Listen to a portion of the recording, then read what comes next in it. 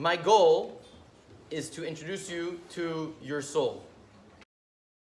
Okay? I'm not trying to be presumptuous. I'm sure you're all familiar with your soul, but my goal is to give you further language to talk about your soul. Because we live in a society, in a certain moment, in a historical moment in the society, where the soul is something very hard to speak about. People are looking for spirituality. Religion may be on the decline, but spirituality, I believe, statistics show, is for sure on the upswing. People are looking for spirituality, but we're kind of handicapped because most of us grew up in a Western society. In the West is a scientific society. It's a overly intellectual society where if things cannot be explained in a scientific way, it's as if it doesn't exist. Okay, so we struggle with the soul.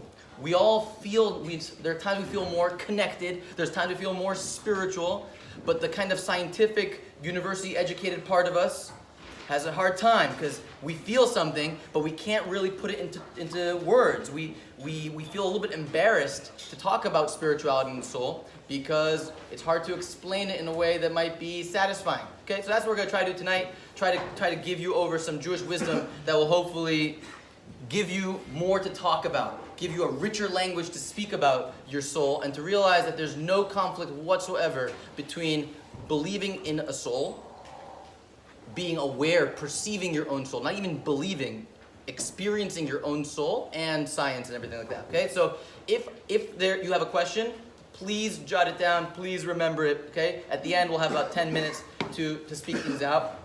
I personally was here pacing back and forth, struggling. What do I share with you? What do I not share with you in these 20 minutes? Now 17 minutes. Okay? Because there's just obviously so much to speak about. The soul is the most important thing in the universe because the soul is not a thing. The soul is the most important thing in the universe because the soul is not a thing. Everything else is a thing. The soul is the thing through which we perceive and experience and connect with all other things. That's why it's the most important thing that there is. Because your experience of life is only a function of the clarity of your soul. Your soul is the English word that we have for soul that works in a scientific setting, I would say probably is consciousness. Consciousness. Consciousness is a word which a scientist can use, right? You won't get fired from the university for using the word consciousness. Soul, you might, right? Consciousness, you won't get fired for using the word consciousness. Consciousness is part of your soul. Do you realize that consciousness is something that is very, very poorly understood, if possibly not understood at all by science? The brain, we're making some progress with the brain. We're figuring out, we understand what's going on, the neural pathways. The mind, consciousness, not so clear. We know that if this part of the brain is damaged, so the mind will be damaged in such a way, will stop working in such a way. We know that when you think certain thoughts, your brain looks like this. Okay? But we don't know what it is. We don't know what consciousness is. Except that we do. Because if you're here right now, most of you are conscious. If your eyes are open, I actually sleep with my eyes open. It freaks out my wife. But most of you have your eyes open. The assumption is you're conscious. So you are actually experiencing consciousness right now. So even though science can't really understand what consciousness is, it kind of doesn't matter all that much because it's just a brute fact. You are conscious. You're experiencing something. And even though that experience is obviously very much connected to what's going on in the brain, but it is not the brain. There's your brain and there's your consciousness. Okay? If that doesn't make sense, but it's starting to tickle your curiosity, okay, we're gonna get deeper into it. Okay? I want to actually start with a statement of the sages, which is always a good place to start. Okay, the statement is taken from the Talmud. There will be a 360 dedicated to what the Talmud is, but for now, let's just assume it was written by sages. Smart people. Raise your hand if you know a sage. Do you have a relationship with a sage? Nice, okay. Find a sage, yeah? Someone. I can't tell you how to define what a sage is, but find someone in your life who is sagely, who has wisdom, okay? The Talmud is it's like a Wikipedia of Jewish sages. That's basically what the Talmud is. It's a wiki putting together the wisdom of many sages. Here is one of those sages' wisdom, okay? He's trying to explain God, and he's trying to explain the soul at the same time. So here's what he says. Just as the Holy One, blessed be He, that's a Hebrew translation of God, okay? The Holy One, blessed be He, HaKadosh Baruch Hu, for those of you who prefer Hebrew, I definitely do. Just as HaKadosh Baruch Hu, the Holy One, blessed be He, fills the entire world, so too the soul fills the entire body, okay? So I don't have any chemical way to induce this experience for you, okay? What you do on your own time is your own business, okay? But if you could just indulge the trippy thought, it's an amazing thing how you move your body. You don't speak to your hand move. Your hand just moves. Consciousness is something that we associate with the brain, but how fluidly consciousness moves through the body to animate the body, right? So the soul consciousness is in my hand, but it's not in my hand, right? God forbid a person loses their hand, their consciousness is still intact. So it's an interesting thing. It fills the hand, but it's not the hand. Just as HaKadosh Baruch Hu, the Holy One, blessed be He, sees but is not seen, so too the soul sees but is not seen. We're not supposed to pick favorites, but this is my favorite. Okay? Think about it. The soul sees but is not seen. We're not focusing on God. That's for another 360. Okay? Of course, that's also true for God. That's the point over here. The soul sees but is not seen. Trippy thought. Okay, I'm just going to share something personal over here, okay?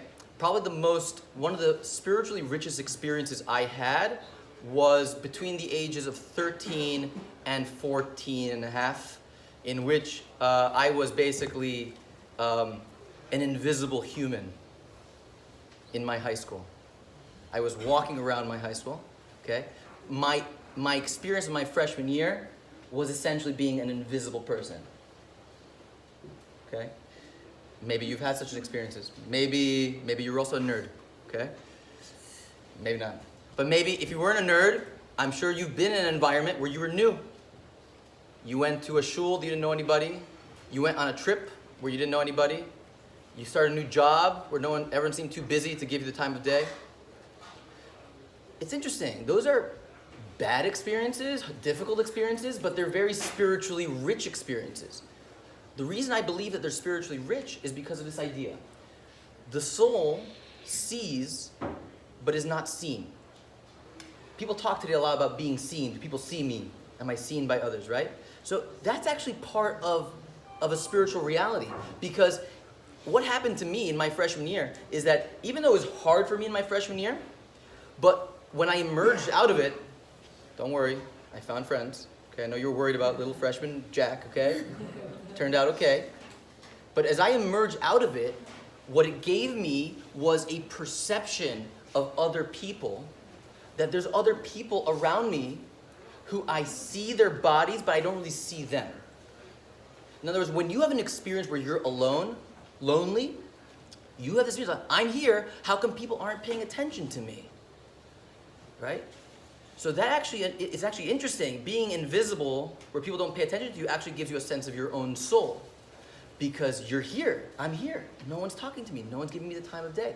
And when you come out of that, it actually gives you a more spiritual vision of other people. Because you say, well, I wonder if there's people here who I'm not really paying attention to. I see their bodies. Obviously, I see people's bodies. But maybe I'm not seeing them as them. Okay? Just to open your minds to that. Okay. Just as HaKadosh Baruch Hu sustains the entire world, so too the soul sustains the entire body. Right? If you're raise your hand if you're happy at work. Okay, few people. Okay, good. If you're happy at work, even if you're really tired, even if you didn't eat lunch, right? You might miss lunch and not realize it. Because why? Because the positivity, the inspiration is actually sustaining your body. You actually are getting energy from your mind over your body. It's not a physical thing. If you're unhappy at work, there's no amount of food that can satisfy your hunger, and no amount of sleep that can satisfy your craving to sleep. So the soul, consciousness actually not just fills, but it also animates the body.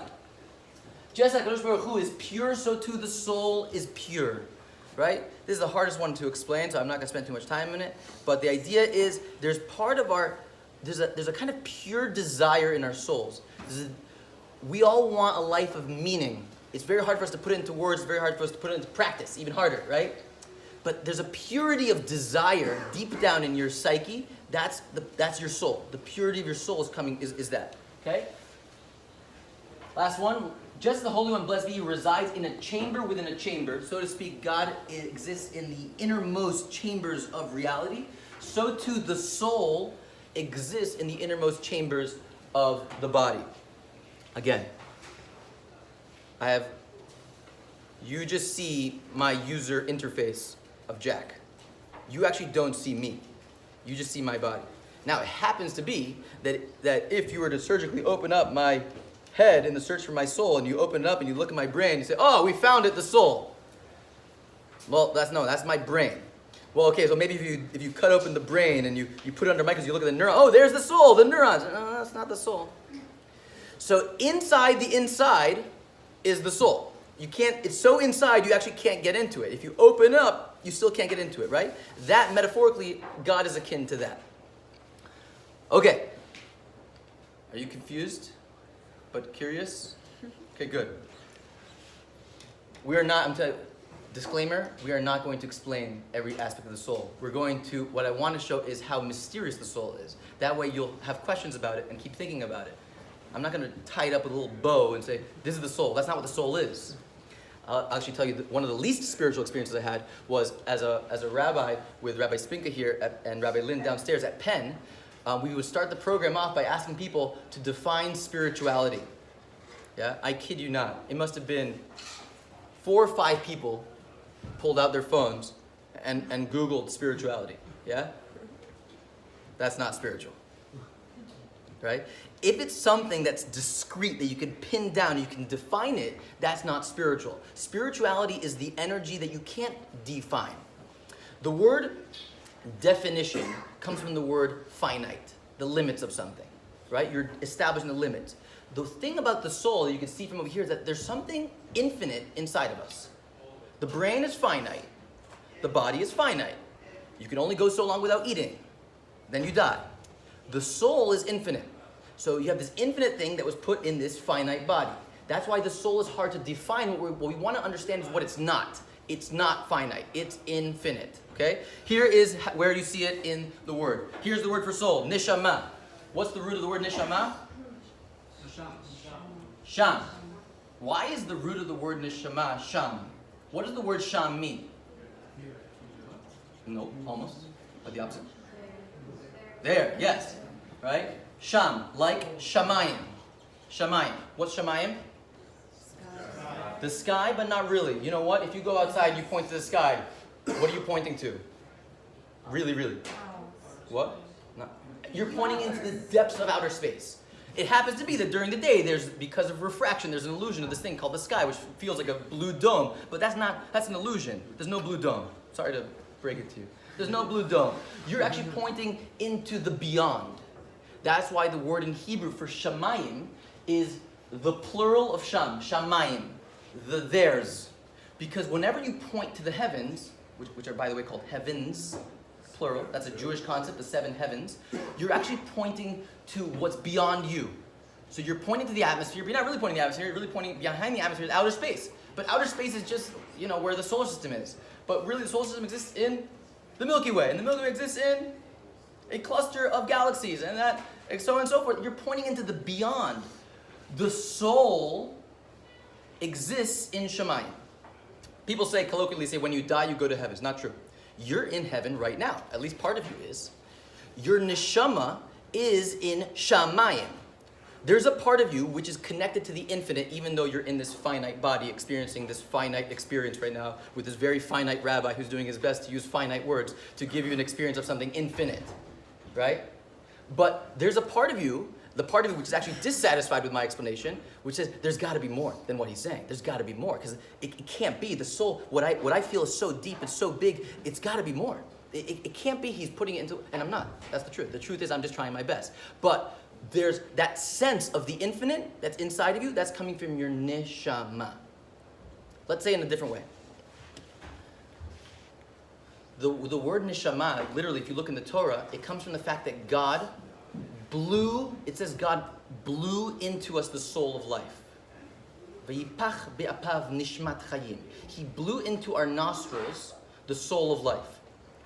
Breath, when those of you who meditate in the East, the first thing you practice doing is you focus on your breath. Why? One of the reasons why we can suggest is because we're all stuck in our heads. We're all stuck in our jobs. We're all stuck in what I want, you do you, I do me, and so on and so forth, right? We're stuck inside of ourselves. When you breathe, you realize that you cannot exist as an island. You have an awareness that you're actually connected to something beyond yourself. There's something beyond you where you're at right now. And breath, in a very palatable, visceral way, it connects you. It's like, I need something outside of me in order to exist. And when you breathe, without any words, you have that sense. How does that exist inside of us spiritually? So spiritually, it's like this. All of you are bothered. Again, hate to be presumptuous, but all of you are bothered by what you have yet to become, what you're going to make of your life. Everyone's bothered by that. Maybe not today, maybe not tomorrow. Someday in the next week, month, 6 months, year, at some point you're going to be bothered. Is my life meaningful? Am I doing everything I can be doing? Now, oftentimes we channel that and we say, "Oh, I just need to develop professionally more. I need to network. I need to get a promotion, right?" And we live in New York, so every spiritual desire we have, we think it has to do with our careers. It's obviously not true. It's a ridiculous thought, right? It's obviously much deeper than your career. But there's a desire to become something more. Your soul, your neshama, which is beyond you, is the ideal version of you, or in millennial speak, the best version of yourself. The best version of yourself is actually something that exists, because it has to exist, because if you're becoming better, it must mean that you're actualizing some potential that already exists. Where does that potential exist? It is the neshama. The neshama is that best version of yourself. But here's what happens. Let's say you learn something new, which hopefully you're doing right now. So now that means you've actualized potential. You now know more than you did before. Let's say you become more generous. You do an act of kindness. So now you move towards your potential. But guess what you realize as you move towards your potential? Your potential is so much bigger than you thought. You catch that point? In other words, we all have the best version of ourselves, but the best version of yourself when you were 18, the person who you thought you were capable of being when you were 18, hopefully you've long past blown by that best version. Because you can only grasp what you could grasp because you're 18 years old. You're a limited 18-year-old teenager. 18 is the most dangerous age because you're still a teenager, but you think you're an adult, right? At least when you're younger, you realize, I still have more teenage years. But at 18, you're right there at the cusp, right? It's very dangerous. You're limited by your perception. As you go bigger, you realize, oh my gosh, I'm capable of so much more. And that's why your neshama is this infinite potential that you can never reach. No one reaches their neshama. You can just reach towards it. And that's this idea, that it's sham, it's over there. Contrast this to a behemoth. Anyone know what a behemoth is? Cognate in English, a behemoth? A beast, yeah, a cattle. So the Maharal of Prague explains that behemoth is ma. In it is what it is. There he is. What do you think he's thinking about? You think he's wondering if he's actualizing his potential? You think he feels angst, existential angst? He can't sleep at night. He's tossing and turning. He's wondering, is he chewing on the right plods of grass? No. The cow is just fine. Cows don't suffer from existential angst because cows do not possess a neshama. There's no beyond in the cow. The cow is the cow. The cow's happy being a cow. But if we live like cows, we become unhappy because this pesky thing inside of us that wants to become more is not satisfied. Your neshama is telling you got to do more with your life. This is all you're doing with your life? Since you were a fetus, you were preparing to go to the best college you can go to. So you could do really, really well. So you get a good internship. So you get a good job. So you get better jobs. So you get better. Okay, you made it. Okay, you're in your mid-20s, late 20s. Okay, you're there. You made it. Now what? You feel existential angst. You feel this is it? I'm a behemoth. I'm just an animal. I'm just the vice president or the junior blah blah, the senior blah blah. That's what I am. That's it. No, you're bothered because you have a neshama. There's something beyond you that's crying out for more.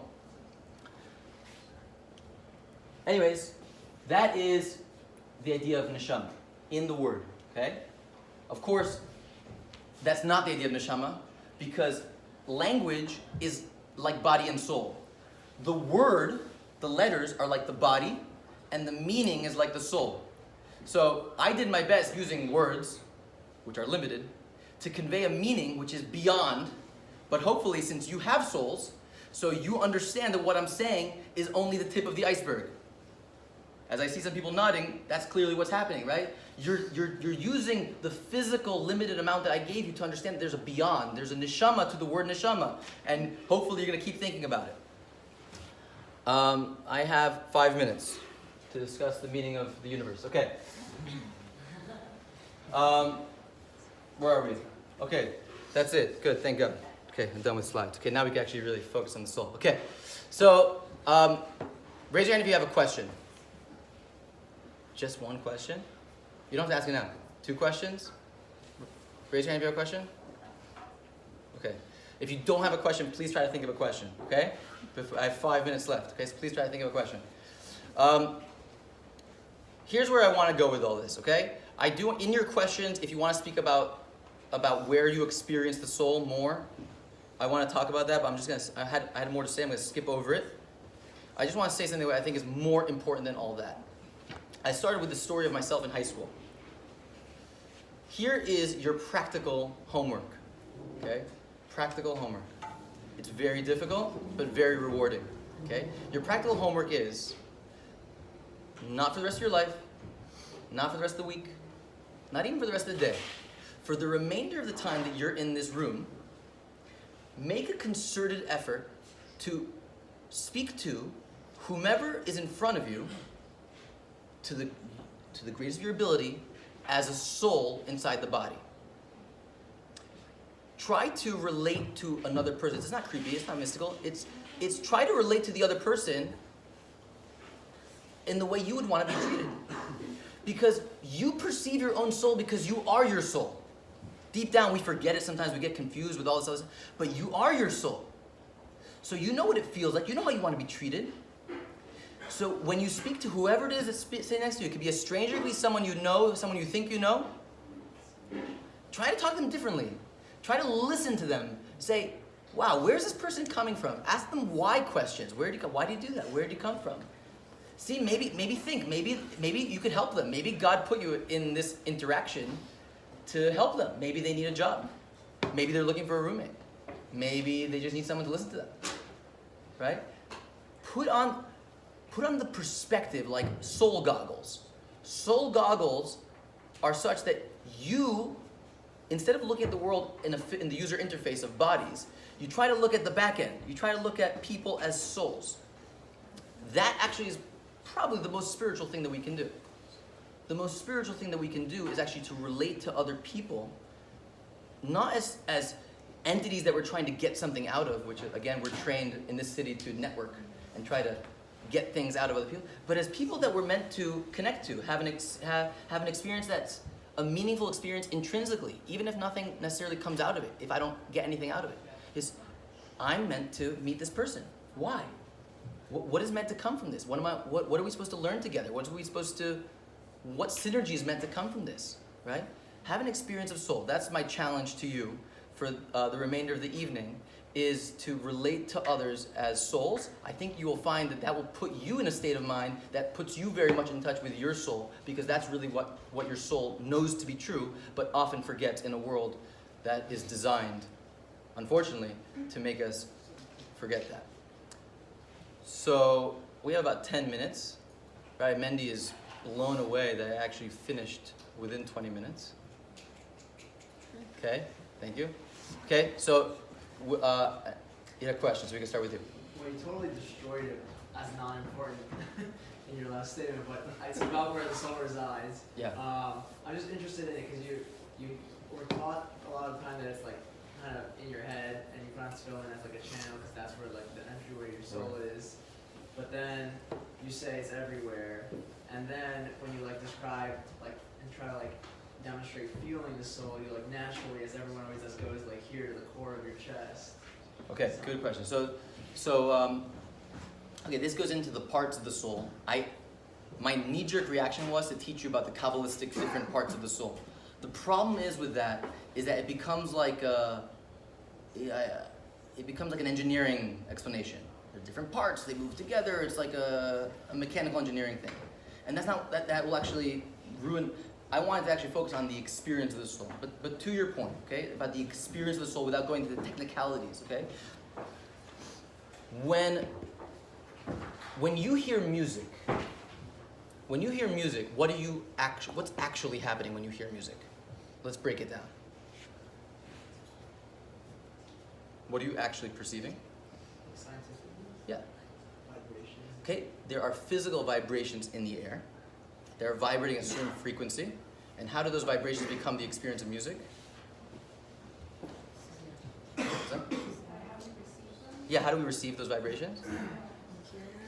Yeah, in our ears, we have little hair follicles. They vibrate. There's little I don't really know exactly what I'm talking about, but whatever. Yeah, there's little drums, little tiny bones that vibrate, right? And those vibrations become impulses, neurological impulses that then get interpreted in the brain. Now, is vibration of the air music? No, it's vibration of the air. It's air molecules. They're vibrating. It's not music. It's vibrating air. Is vibrating hair follicles music? No, it's vibrating hair follicles. Is vibrating little bones music? No. Are neural impulses music? Here's where it gets confusing. The answer is no. Those are just electrical input. They're electrons that are moving over the surface of a neuron. That's not music. That's a neural impulse. But somehow, and this is not understood by science, I'm telling you right now, it is not going to be understood by science.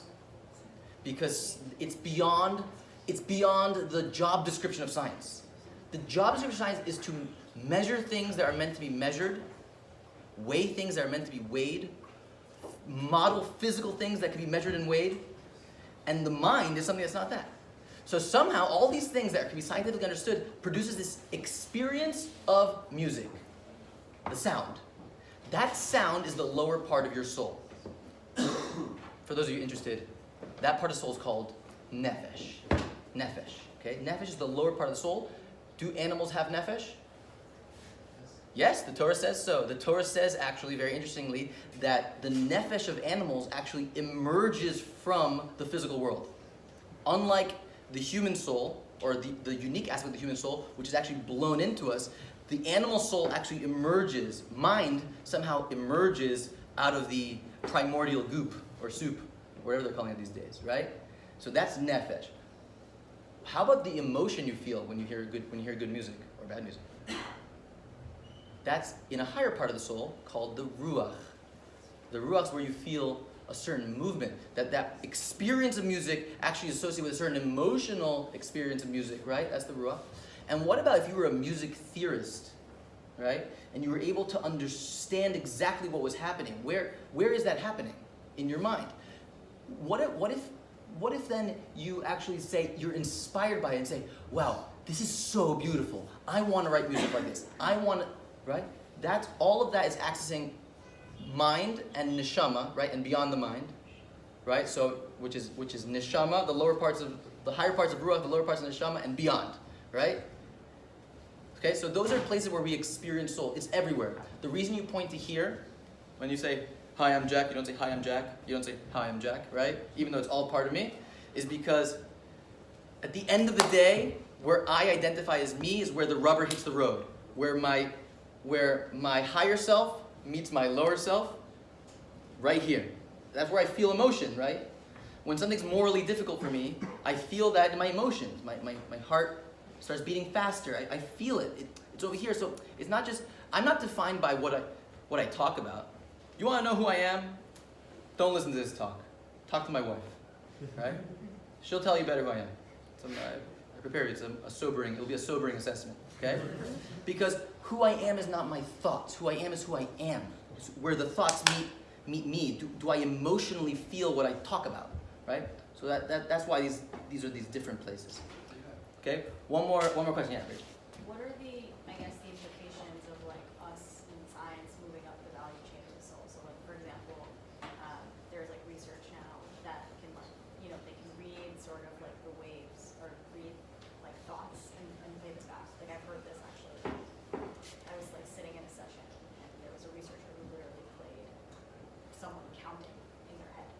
Right. as a reporter. So that's cool. So that's cool stuff. But what that is decoding. It's coding and decoding. So basically like this. Okay, everyone heard Rachel's question? Rachel's question is if we found a way to put little anodes on people's heads, and then you can kind of hear what they're saying. You can play back. You could program it, right? But basically, it's like this. Someone says, we know that when people feel fear, what part of their brain fires? The amygdala, which again, I'm not a neurologist, but I think it's over here, right? Am I right? Is it right? It's the back of the head? Okay, whatever it is, doesn't matter. It's a part of the brain called the amygdala, okay? So, but again, when you see in the MRI or the CAT scan, you see it something going, the blood rushing there. You're not experiencing what the person in the machine's experiencing. You just know that when they experience fear, this fires, right? You have to ask the guy, say, what are you feeling right now? I say, I feel afraid. Okay, good, that makes sense because your amygdala is firing. It's not the same thing, they're just mapped one to one. So there are technologies, and this is of course possible, that basically learn to kind of just encode and decode what they're doing, but it's not the soul.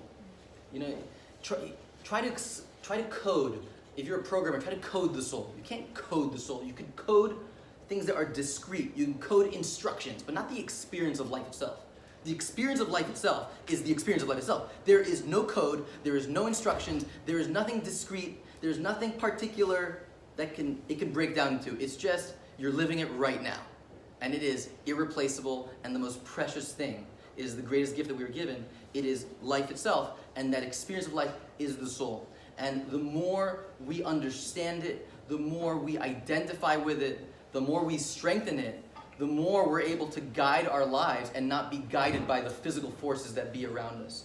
The more we're able to touch it, tap into and be in touch with who am I, what do I want, what's the right thing to do? What's the right thing to do? Regardless of physical circumstances, the more we're going to lead a life that's noble, that we can be proud of, that we can be happy with.